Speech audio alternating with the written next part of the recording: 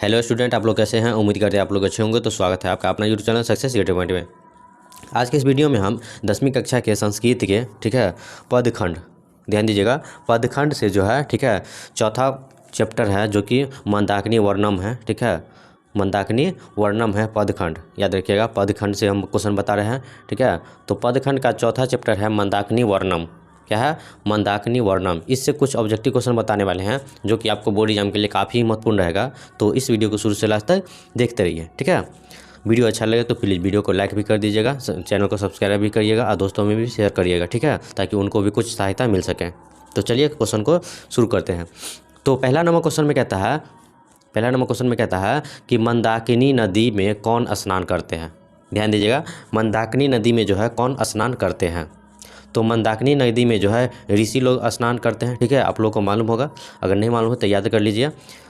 तो इसका सही उत्तर क्या हो जाएगा? ऑप्शन डी हो जाएगा, जो कि ऋषि है। ठीक है, मंदाकिनी नदी में ऋषि लोग स्नान करते हैं। ठीक है, चलिए नेक्स्ट अगला प्रश्न देखते हैं। 2 नंबर क्वेश्चन में कहता है कि मंदाकिनी राज की क्या दिखती है। मंदाकिनी राज की क्या दिखती है। तो आप लोग को मालूम होगा, जो मंदाकिनी ठीक है, राज की क्या दिखती है। तो इसका सही उत्तर है ऑप्शन बी, जो कि नली नीमियम, ठीक है, दिखती है। ठीक है, क्या है? नली नीमियम। अगला 3 नंबर क्वेश्चन में कहता है कि मंदाकिनी वर्णम, ध्यान दीजिएगा, मंदाकिनी वर्णम पाठ किस ग्रंथ से संकलित है। मंदाकिनी वर्णम पाठ वह किस ग्रंथ से संकलित है। ठीक है, तो किस ग्रंथ से संकलित है, मतलब लिया गया। ठीक है, तो इसका सही उत्तर है ऑप्शन ए, जो कि रामायण से लिया गया है। ठीक है, रामायण में मंदाकिनी के बारे में बताया गया है, इसीलिए उससे ही संकलित है। ठीक है, तो मंदाकिनी वर्णम का जो पाठ है, ठीक है, मंदाकिनी वर्णम पाठ वह रामायण से, ठीक है, रामायण ग्रंथ से संकलित है। आप लोग याद रखिएगा। चलिए नेक्स्ट प्रश्न में देखते हैं।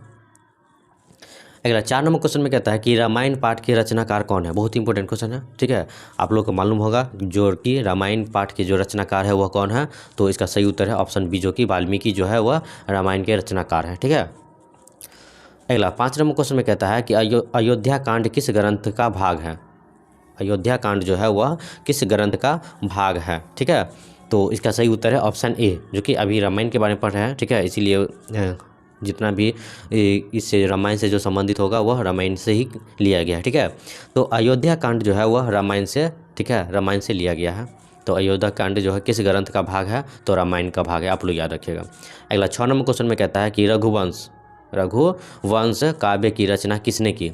अब रघुवंश काव्य वह उसकी जो रचना की है वह किसने की है। तो इसका सही उत्तर है ऑप्शन डी, जो कि कालिदास ने की है। आप लोग याद रखिएगा, बहुत इंपॉर्टेंट क्वेश्चन है, जो कि रघुवंश काव्य की रचना कालिदास ने की है। बहुत इंपॉर्टेंट है। चलिए नेक्स्ट प्रश्न में देखते हैं। अगला 7 नंबर क्वेश्चन में कहता है कि मंदाकिनी नदी किस पर्वत के निकट बहती है। बहुत इंपॉर्टेंट है। देखिए, मंदाकिनी नदी किस पर्वत के निकट बहती है। तो आप लोग को मालूम होगा, मंदाकिनी नदी चित्रकूट के, ठीक है, पर्वत के निकट बहती है। तो इसका सही उत्तर है ऑप्शन डी। ठीक है, तो मंदाकिनी नदी चित्रकूट पर्वत के निकट बहती है। आप लोग याद रखिएगा। अगला 8 नंबर क्वेश्चन में कहता है कि नाचने के समान, ठीक है, नाचने के समान कौन दिखता है। ठीक है, नाचने के समान वह कौन दिखता है। तो नाचने के समान पर्वत दिखता है। तो इसका सही उत्तर है ऑप्शन ए, जो कि पर्वत। अगला 9 नंबर क्वेश्चन में कहता है कि हंस सारस से, ध्यान दीजिएगा, हंस सारस से सेवित विचित्र तटों वाली कौन है। हंस सारस से सेवित विचित्र तटों वाली कौन है। तो इसका सही उत्तर है ऑप्शन सी, जो कि मंदाकिनी है। ठीक है, आप लोग याद रखिएगा, बहुत इंपॉर्टेंट है। चलिए नेक्स्ट प्रश्न में देखते हैं। अगला 10 नंबर क्वेश्चन में कहता है कि मंदाकिनी वर्णम, याद रखिए, मंदाकिनी वर्णम पाठ के कवि कौन है। मंदाकिनी वर्णम पाठ के कवि कौन है। तो आप लोग को मालूम होगा, मंदाकिनी वर्णम ठीक है, पाठ के कवि वह वाल्मीकि ही है, क्योंकि रामायण से ही संकलित है, इसीलिए। ठीक है, तो इसका सही उत्तर क्या हो जाएगा? ऑप्शन सी हो जाएगा, जो कि वाल्मीकि है। ठीक है, चलिए अगला 11 नंबर क्वेश्चन में कहता है कि मंदाकिनी वर्णम पाठ रामायण के किस कांड से संकलित है। ठीक है, मंदाकिनी वर्णम पाठ वह रामायण से लिया गया है। ठीक है, लेकिन किस कांड से संग्रहित है। तो आप लोग को मालूम होगा, जो कि ये इसे पहले बताया है कि ये सब अयोध्या कांड से ही लिया गया है। ठीक है, तो इसका सही के उत्तर क्या हो जाएगा? ऑप्शन बी हो जाएगा, जो कि अयोध्या कांड से। ठीक है, मंदाकिनी वर्णम पाठ रामायण के अयोध्या कांड से लिया गया है, यानी संग्रहित है। ठीक है, चलिए अगला 12 नंबर क्वेश्चन में कहता है कि मंदाकिनी नदी किस पर्वत के निकट प्रवाहित होती है। मंदाकिनी नदी जो है वह किस पर्वत के निकट प्रवाहित होती है।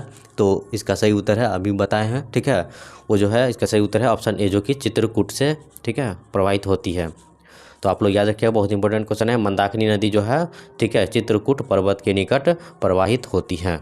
चलिए नेक्स्ट प्रश्न में देखते हैं। अगला जो प्रश्न है 13 नंबर, कहता है सीता जो है, ठीक है, रामचंद्र की थी। सीता जो है रामचंद्र की थी, तो क्या थी। सीता जो है रामचंद्र की क्या थी, तो आप लोगों को मालूम होगा सीता जो है रामचंद्र की पत्नी थी। तो इसका सही उत्तर क्या हो जाएगा, ऑप्शन डी हो जाएगा, ठीक है, जो कि पत्नी है, ठीक है। सीता जो है रामचंद्र की पत्नी थी, ठीक है। बहुत ही इंपॉर्टेंट क्वेश्चन है। अगला 14 नंबर क्वेश्चन में कहता है कि मंदाकिनी नदी कहाँ है। ये कितना बार क्वेश्चन आ गया है, ठीक है। मंदाकिनी नदी जो है कहाँ है, तो आप लोग को मालूम होगा, याद हो गया होगा, मंदाकिनी नदी जो है चित्रकूट के पास है, ठीक है। तो इसका सही उत्तर क्या हो जाएगा, ऑप्शन बी हो जाएगा, जो कि चित्रकूट है, ठीक है। मंदाकिनी नदी कहाँ है, तो चित्रकूट के पास है। अगला 15 नंबर क्वेश्चन में कहता है कि मंदाकिनी वर्णम पाठ में किस नदी का वर्णन है। मंदाकिनी वर्णम पाठ में जो है किस नदी का वर्णन है। तो इसका सही उत्तर हो जाएगा ऑप्शन सी, जो कि मंदाकिनी नदी का जो है वर्णन किया गया है, ठीक है। बहुत इंपॉर्टेंट क्वेश्चन सब है, आप लोग याद रखिएगा, ठीक है। वीडियो अच्छा लगे तो प्लीज़ वीडियो को लाइक कर दीजिए, दोस्तों में शेयर कीजिए ताकि उनको भी कुछ सहायता मिल सके।